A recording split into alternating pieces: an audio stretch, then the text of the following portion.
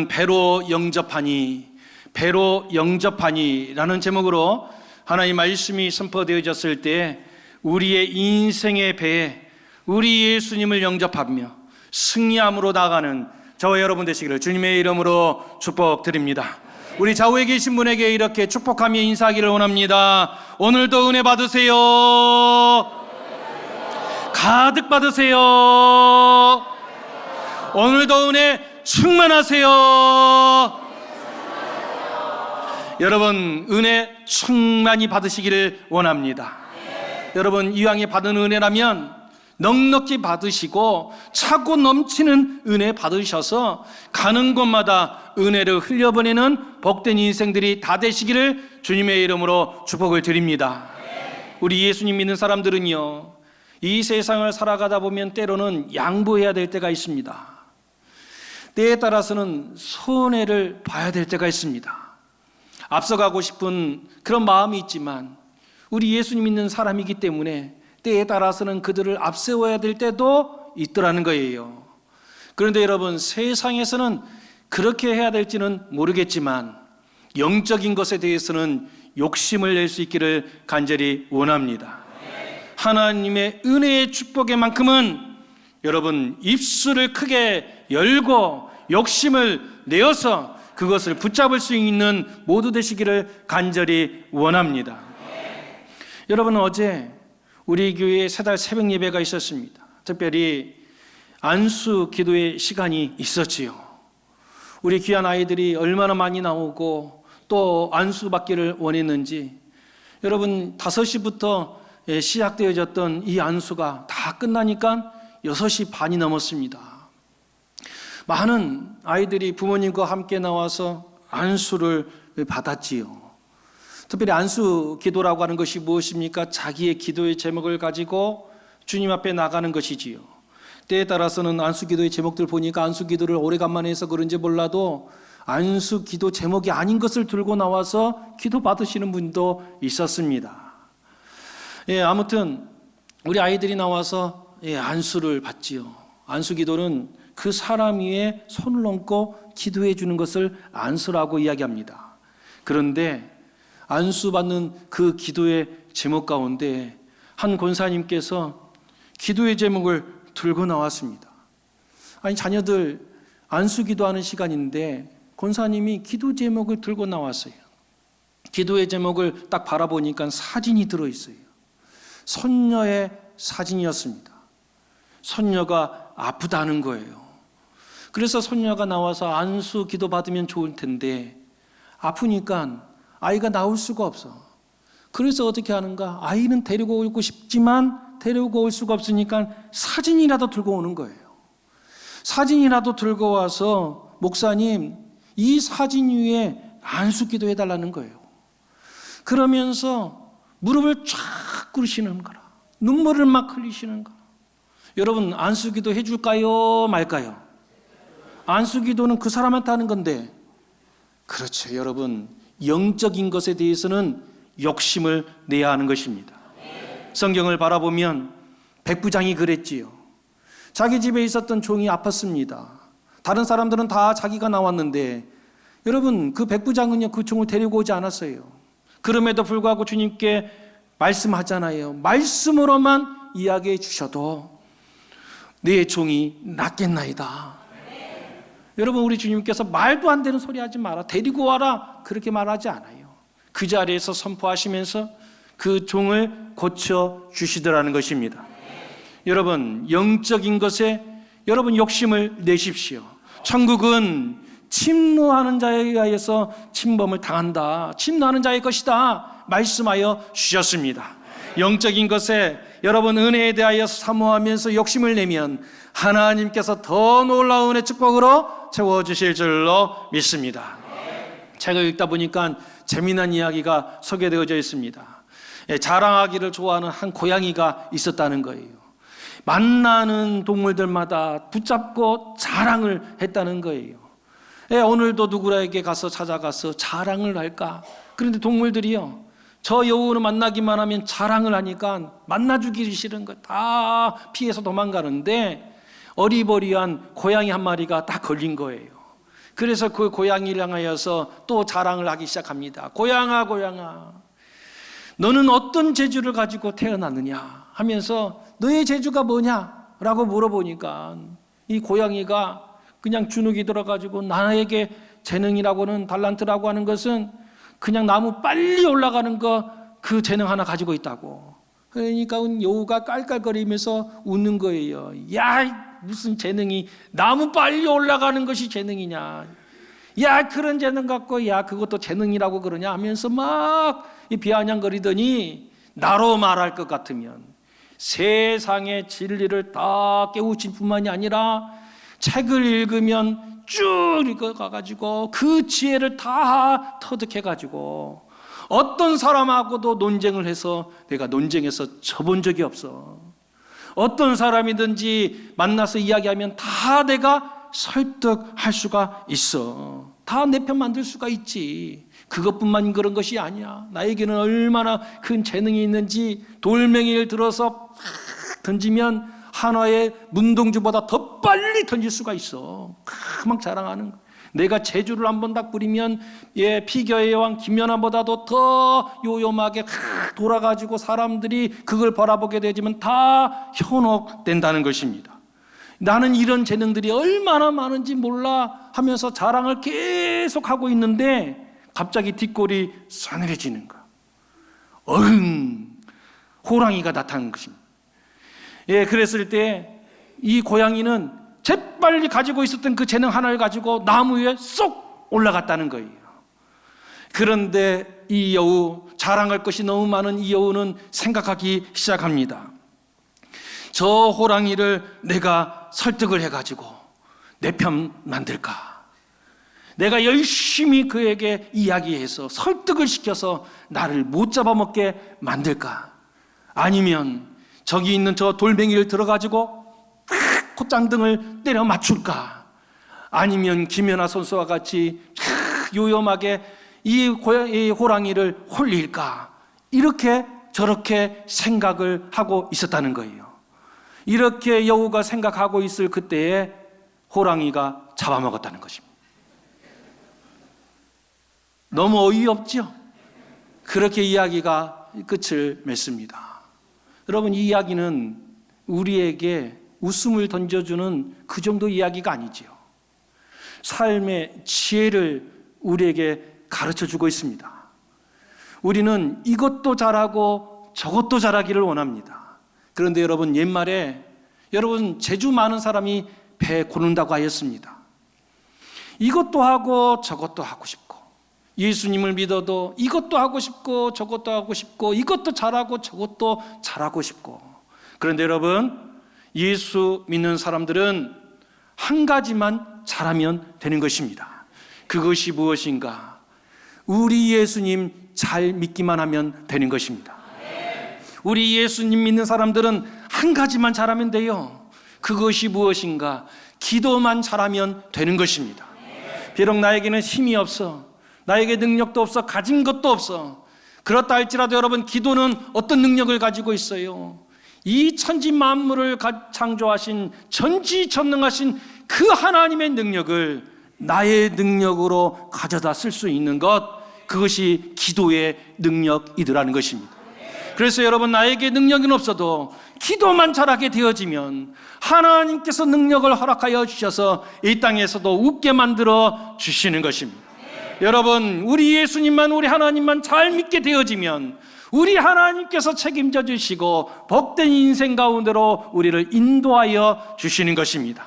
이것도 잘하고 저것도 잘하고, 이것도 하고 싶고 저것도 하고 싶고, 그런 것이 아니라 여러분, 하나님만 붙들고 여러분 온전히 하나님만 섬기는 저와 여러분 되시기를 주님의 이름으로 축복을 드립니다. 지난 시간에 우리가 나누었던 하나님 말씀입니다. 우리 13절 말씀 우리 같이 받도록 하겠습니다. 시작.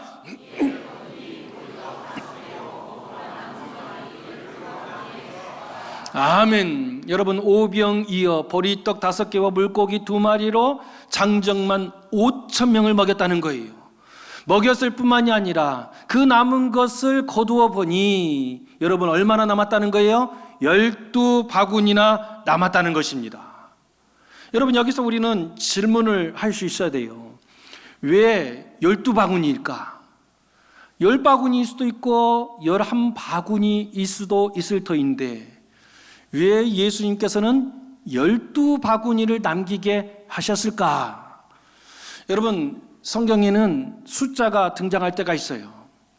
어떤 숫자가 등장했을 때는 그냥 등장하는 것이 아니라 때에 따라서는 그 속에 담겨져 있는 의미가 담겨져 있을 때가 있어요. 특별히 여러분, 12는 이 영적인 숫자인지라 12의 뜻이 무엇인가? 이 12는 완전수예요. 그런데 이 12가 가르치고 있는 뜻이 있어요. 그것이 무엇인가? 하나님의 백성을 뜻할 때 사용합니다. 12가 무엇에 사용된다고요? 하나님의 백성이라는 거예요. 특별히 하나님의 통치 질서 속에서 완성되어져 있는 공동체를 의미할 때 12를 사용합니다. 그래서 구약 성경을 바라보면 여러분, 이스라엘 지파, 이스라엘 하나님께서 통치하시는 여러분 하나님의 백성이 몇 개 지파로 구성되어져 있습니까? 12지파로 구성되어져 있어요. 우리 예수님께서 신약 성경에 그렇죠, 새 시대 새 백성을 하나님께서 우리 예수님께서 만들어 가실 때 제자들을 부른단 말이에요. 제자를 부를 때 몇 명의 제자를 부르셨습니까? 12제자를 불렀다는 거예요.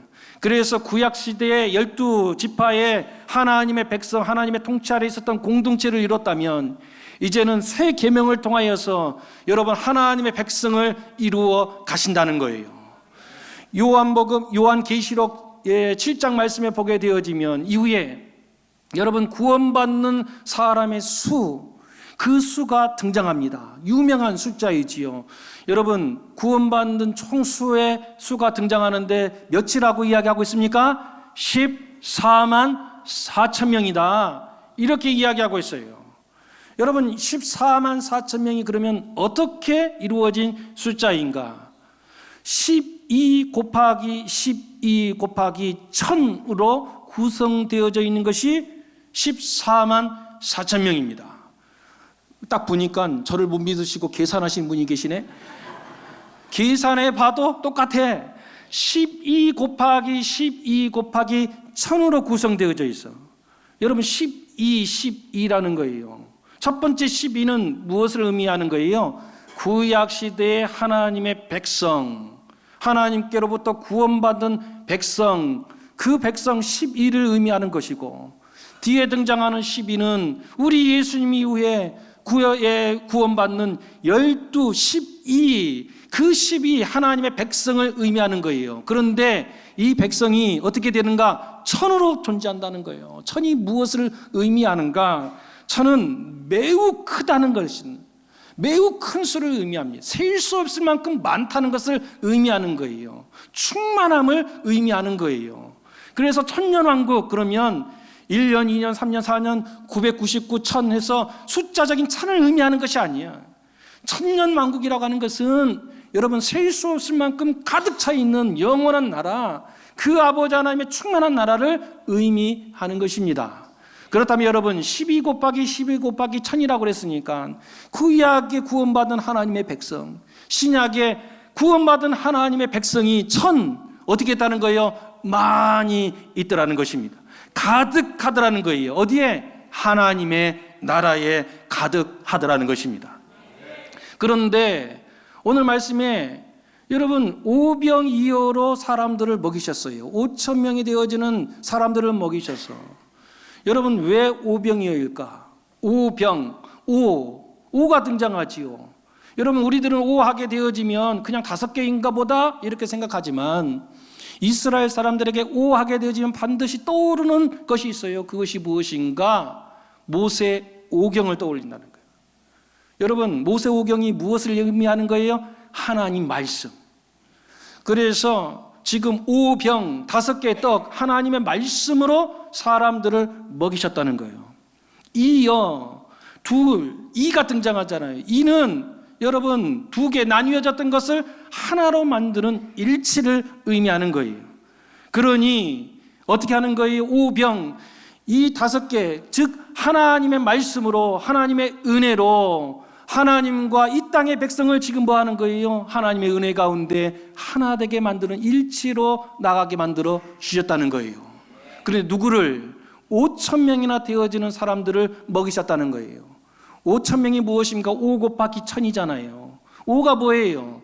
하나님 말씀, 즉 하나님의 말씀, 하나님의 은혜를 사모하여서 여러분 수많은 무리들이 사방에서부터 예수님께로 몰려왔다는 거예요. 그런데 그 사람들을 우리 예수님께서 어떻게 하셨다? 오병이어 하나님의 말씀으로 하나님의 은혜로 온전히 먹이시고 하나님과 하나 되게 만들어 주시는 놀라운 기적을 베풀어 주셨다는 거예요. 그리고 어떻게 했다는 거예요? 12바구니나 남았다는 것입니다.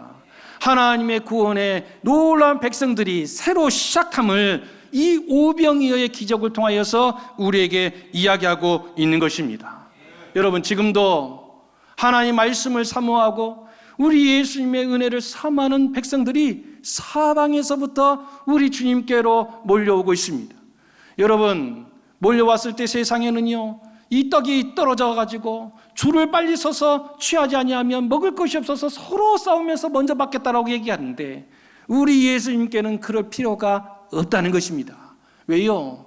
아무리 많은 사람들이 이 땅에서 사방에서 몰려온다 할지라도 우리 예수님께서 그들을 먹이시켜도 남는 역사가 일구어지더라는 것입니다. 오늘 이 시간에도 우리 예수님께서 우리 모든 사람들이 다 먹고도 남는 놀라운 은혜를 예비해 놓으시고 우리를 먹이고 계시는 줄로 믿습니다. 하나님의 은혜를 충만히 받는 우리 모두 되시기를 주님의 이름으로 축복을 드립니다.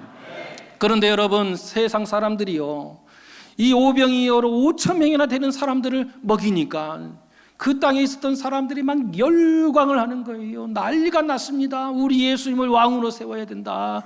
이런 사람이 왕 돼야 된다. 우리 지도자가 돼야 된다. 사람들이 막 예수님을 붙잡는 거예요. 여러분, 실은 이 땅의 백성들이요, 바라는 것이 여러 가지가 있는 것 같지만 실은 딱 한 가지밖에 없어요. 잘 먹고 잘 사는 거예요. 배불리 먹고 사는 것. 여러분, 정치인들에게 바라는 것이 무엇입니까? 정치인들에게 바라는 거 다른 거 없어요. 우리 백성들 잘 먹고 잘 살게 해달라고 바라는 것입니다. 그런데 우리 예수님께서 그것을 해결해 주시니까 사람들이 우리 예수님을 임금 삼으려고 했다는 거예요. 그러나 여러분, 우리 예수님께서 이 땅에 오신 이유가 무엇입니까? 이 땅에서 임금 되려고 오신 것입니까? 정치하려고 오신 것입니까? 아니잖아요. 우리 예수님께서 이 땅에 오신 것은 죄악된 곳에서 죄 가운데 허우적거리는 우리 인생들을 긍휼히 여기시고 우리를 구원하여 주시기 위하여 이 땅에 오신 것입니다. 친히 십자가를 지셔서 우리의 죄값을 다 지불하시고 우리 모두를 구원하시기 위하여 이 땅에 오신 거예요. 그런데 여러분, 이 땅의 사람들은 그냥 먹는 문제에 매몰되다 보니까 우리의 배고픔 좀 해결해 달라고 예수님을 임금 삼으려고 했다는 것입니다. 예수님께서 그 자리를 박차고 떠나십니다. 기도하시기 위하여 산으로 올라가셨습니다. 우리 예수님께서 그 자리를 떠나신 이후에 제자들에게 이런 일들이 벌어졌습니다. 오늘 말씀 16절 말씀입니다. 우리 같이 받도록 하겠습니다. 시작. 아멘. 오늘 말씀의 시작은 이렇게 하지요. 저물었다는 거예요. 날이 저물었다는 것입니다.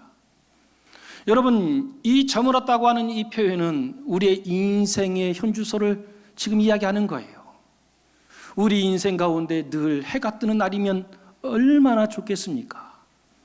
늘 화창한 날만 있으면 얼마나 좋겠습니까? 늘 꽃길만 걸으면 얼마나 좋겠습니까? 그러나 여러분, 이 땅은 결코 꽃길만 걸을 수가 없습니다. 아무리 수조 원의 재산을 가지고 있는 재벌 총수라 할지라도 꽃길만 걷지 않습니다. 나는 새들도 떨어뜨린다고 하는 권력을 가진 사람도 꽃길만 걷지를 못하는 거예요. 왜 그럴까요? 이 땅은 천국이 아니기 때문에 그렇습니다. 이 땅은 공중 권세 잡은 사단 마귀가 여전히 세력을 뻗치고 여전히 활동하고 있기 때문에 우리는 꽃길만 걷기를 바라고 있지만 이 땅은 천국이 아닌지라 여러분, 우리 인생 가운데 날이 저물 때가 있다는 거예요. 날이 저물면 어떻게 되어집니까? 사방이 어두워져. 사방이 어두워지면요, 길이 안 보여. 깜깜해진단 말이에요. 도대체 무엇을 어떻게 해야 될지 앞이 캄캄한 날이 우리 가운데 주어질 때가 있더라는 것입니다. 그런데 이상하지요. 제가 50년을 넘게 살았는데, 죄송합니다만 50년 넘게 살아보니까 어려움이 우리 가운데 찾아와서 날이 어두워졌을 때 우리를 눈물 나게 하는 그런 일들이 한 가지씩 순차적으로 오는 것이 아니더라는 거예요. 이상하게 힘들고 어려운 일들이 우리에게 닥쳤을 때에는 이상하게 한꺼번에 막 몰려오더라는 거예요. 오늘 말씀에도 그 이야기를 하고 있잖아요. 18절 말씀에 그래서 이렇게 이야기하고 있습니다. 우리 같이 받도록 했습니다. 시작. 아멘. 여러분, 날이 어두워져서 여러분 앞이 캄캄하고 힘든데 그 순간에 뭐가 찾아옵니까? 큰 바람이 불었다는 거예요.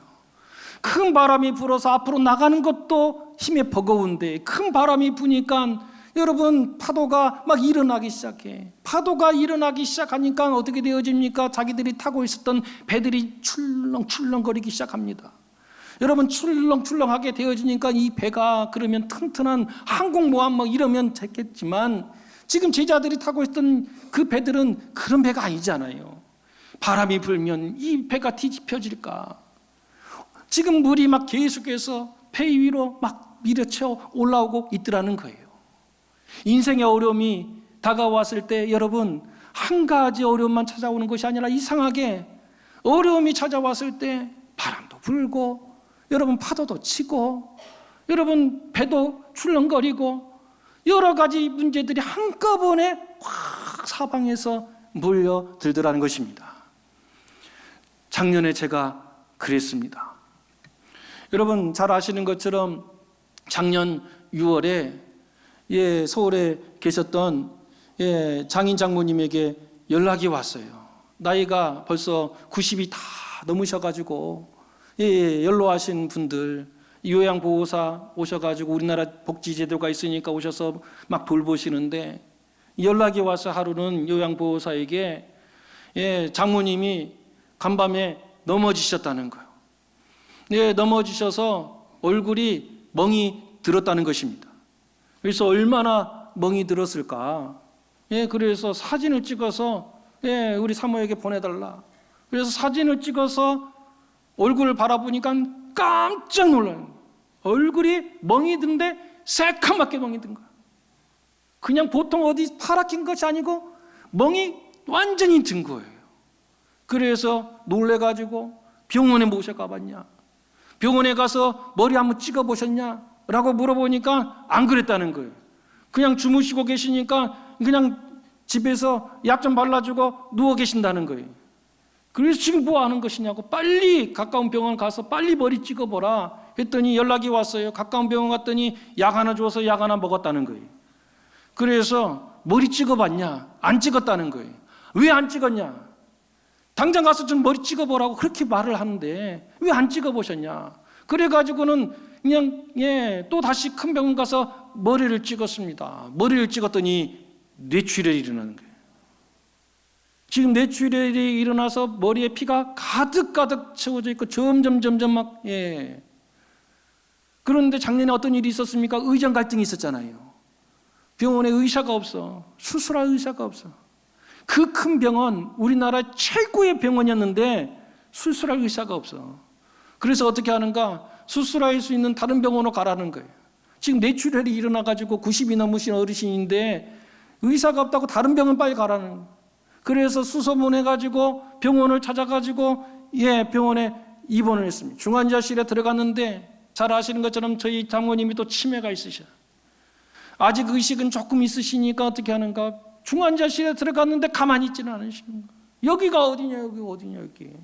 그러니까 어떻게 하는 거예요? 다른 사람 중환자실에 막 누워갖고 있는데 막 하니까 중환자실에서 막 그래서 유리로 돼 있는 거기에 딱 들어가 계시고 또 들어가는데 막 움직이시니까 움직이면 안 되잖아요.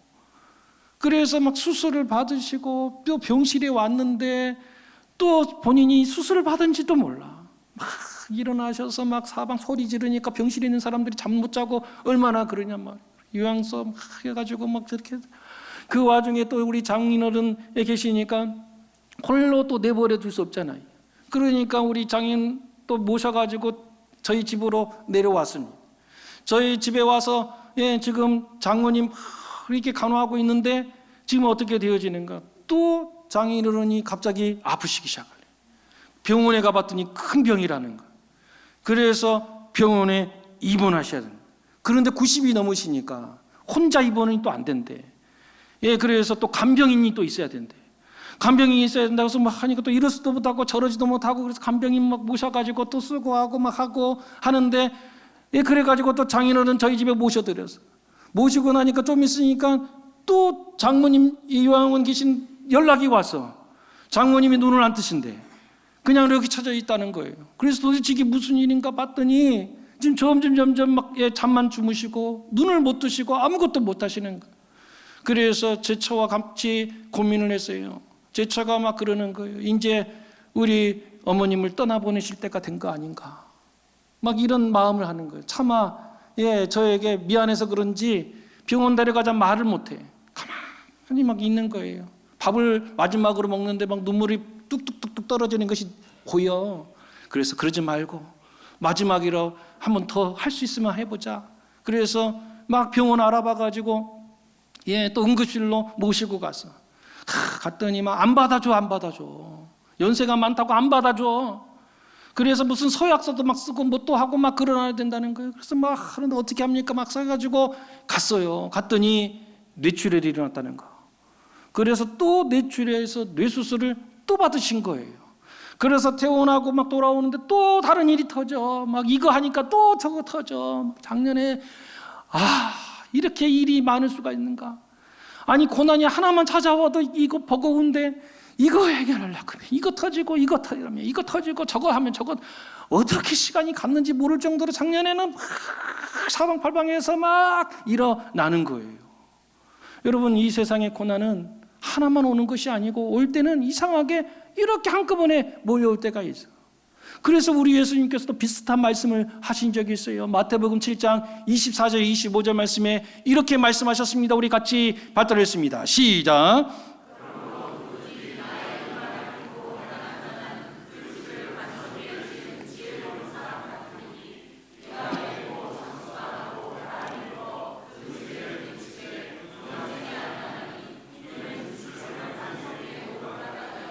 아멘. 하나님의 말씀을 듣고 하나님의 은혜의 집을 지어서 은혜 가운데 행복하게 살아보려고 여러분 집을 지었다는 거예요. 그런데 여러분, 은혜 있는 곳에 늘 시기하는 세력이 있어. 누가 시기합니까? 사단마귀가 시기를 하지. 그래서 우리가 은혜 받고 은혜의 집을 잘 짓고 행복하게 사는 꼴을 못 보는 거라. 그래서 은혜의 집을 지으려고 하면 사단마귀가 막 흔들어 대는 것입니다. 너 이래도 은혜의 집 지을래? 너 이래도 은혜의 집 지을래? 하면서 흔들어 대기 시작하는 거예요. 여러분, 어떻게 흔들어 댑니까? 오늘 말씀 25절에 보게 되어지면 뭐라고 얘기했다는 거예요? 비가 내렸다. 비가 어디서 내리는 거예요? 위에서 내리잖아요. 창수가 무엇입니까? 아래에서 터트려 올라오는 것을 창수라 그래. 밑에서 쏟아져 올라오는 거라. 여러분, 바람이 어디서 불었다고요? 옆에서 불었다는 거예요. 사방에서 분다는 거예요. 사단마귀가 어떻게 공격한다는 것을 위에서 공격하고 아래에서 공격하고 옆에서 공격하고, 이래도 집 지을래, 이래도 은혜 가운데 거할래 하면서 우리를 흔들어 대더라는 것입니다. 여러분, 이렇듯 은혜의 집을 짓고 행복하게 살아가려고 하는데 이 죄악된 세상, 공중공세 잡은 이 세상 속에서 사단마귀가 우리를 내버려 두지 않아. 이렇게 흔들고 저렇게 흔들고, 위에서 흔들고 아래에서 흔들고 옆에서 흔들면서 우리를 무너뜨리려고 할 때가 있더라는 거예요. 그럼 여러분, 어떻게 해야 여러분 문제가 해결이 됩니까? 이놈의 팔자. 나는 무슨 놈의 팔자가 이렇게 사나운가? 여러분, 팔자 타령하시겠습니까? 어떤 종교처럼 전생에 내가 무슨 죄를 지어가지고 하면서 여러분 전생 탓하렵니까? 아니면 여러분, 아유 내가 눈이 뼈지, 아이고 내가 뭐가 좋다고 저놈은 저 인생을 만나가지고 하면서 여러분 남 탓하시며 살겠습니까? 아니면 모든 것 다 내려놓고 자포자기하면서 여러분 다 포기하시렵니까? 여러분, 아무리 남 탓한다고 문제가 해결되지 않습니다. 신세 타령한다고 문제가 해결되는 것이 아니에요. 만약 남 탓하여서 문제가 해결되었다면 하나님께서요, 잘 되시기를, 우리가 잘 되기를 바라시는 하나님께서 성경에 이렇게 적어 놓았을 것입니다. 문제가 네 앞에 있느냐? 그러면 남 탓해라. 네 남편 탓하고, 네 아내 탓하고, 자녀 탓하고, 이웃집 탓하고, 세상 탓하고. 그런데 하나님은 그렇게 말씀하지 않으십니다. 왜요? 그렇게 말한다고 해결되는 것이 아니거든요. 이놈의 팔자가, 이놈의 신세가 신세 타령한다고 해결되는 것이 아니기 때문에 우리 하나님께서는 신세 타령하라고 단 한 말씀도 우리에게 말씀하지 않으셨어요. 그럼 여러분, 사방에서 우겨싸움을 당하고 이렇게 사단마귀의 공격을 당했을 때에 여러분 어떻게 해야 문제가 해결되는 것입니까? 오늘 말씀에 보면 문제 해결의 방법이 기록되어져 있어요. 우리 21절 말씀 우리 같이 받들었습니다. 시작.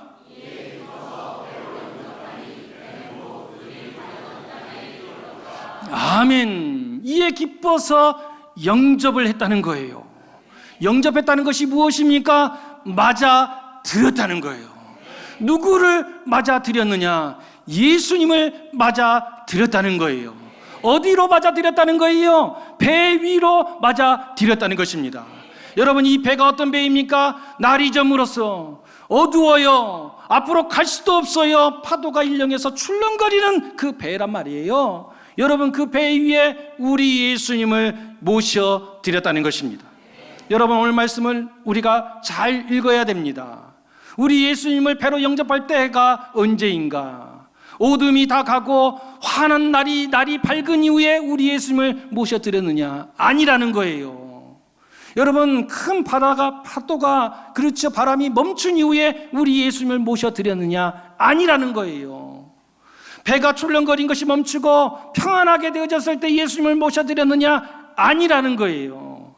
여전히 날은 어둡고 바람은 불고 여러분 파도가 일렁해서 배가 출렁출렁거리고 그 위에 물결이 막 들어오는 그런 여러분 물이 가득한 그 배 위에 우리 예수님을 모셔드렸다는 것입니다.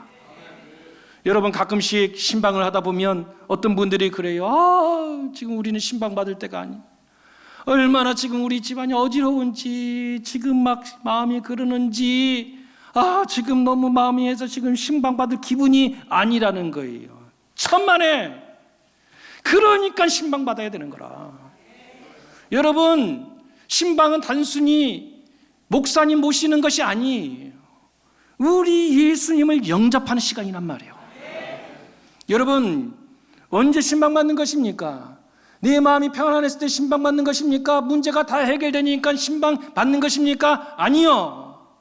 오늘 제자들이 어떻게 있습니까? 아직도 어둡고 아직도 바람은 불고 파도는 일렁거리고 물이 막 차오르는 그 상황 속에 있다 할지라도 예수님을 모셔드렸다는 것입니다. 모셔드렸더니 어떤 역사가 일어났습니까? 동일한 사건을 기록하고 있는 마태복음 14장 32절 말씀에 이렇게 기록하고 있어요. 우리 같이 받들겠습니다. 시작. 아멘. 예수님께서 올라가시니까, 그 배에 올라타시니까 어떻게 되었다는 거예요? 그렇게 세차게 불던 바람이 멈추더라는 거예요. 우리가 읽었던 21절 말씀에 보니까 어떻게 되어졌습니까? 예수님께서 그 배에 오르시게 되어지니까 곧 그들이 가들었던 그 땅에 이르게 되었다는 것입니다. 언제 이르게 됐다고요? 곧이라는 거예요. 즉시 이 역사가 일어났다는 것입니다.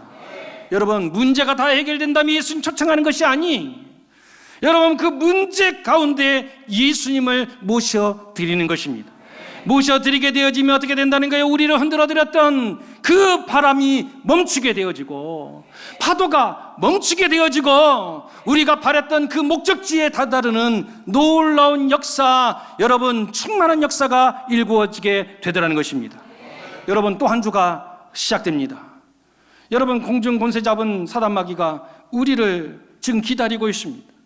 또 이렇게 은혜 받고 나가니까 또 우리를 흔들어 댈 것입니다. 이래도 은혜 가운데 거할래 하면서 하늘에서 땅에서 옆에서 우리를 흔들어 제끼면서 우리를 흔들어 댈 것입니다. 여러분, 그 순간에 오늘 말씀을 기억하십시오. 예수님을 영접하면 해결되는 것입니다. 내 인생의 자리에 예수님 오시옵소서. 우리 예수님을 초청하여 예수님이 그 자리에 서게 되어지면 문제는 떠나가게 되어지고 우리가 꿈꾸는 그 비전의 자리에 다다르는 은혜의 역사가 일궈지게 될 줄로 믿습니다. 여러분의 삶의 자리에 인생의 배에 우리 예수님 초청하셔서 여러분 승리의 영광 올려드리는 저와 여러분 되시기를 주님의 이름으로 축복드립니다.